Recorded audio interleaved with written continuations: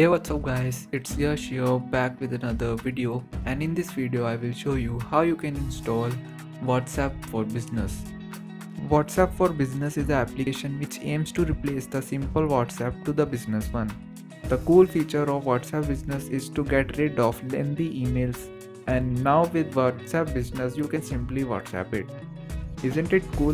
The three main features of WhatsApp Business are quick replies. As the name suggests, you can simply reply with one tap your finger. You can also set a custom message according to your need. And now you can actually add more details about you in your profile, like address, website, phone number, company name. Everything is pretty much same. The only new feature you will find is business settings. Under that you can find quick replies, away messages, greeting messages. If you turn on the greeting messages, it will automatically send a reply on your behalf of your business, and you don't want to type it again and again. Now the question is how to get it first. Currently this WhatsApp Business is only available in US, so you can also test it by downloading an app called Text Plus, which gives you a virtual number, and using that number you can use it for WhatsApp Business.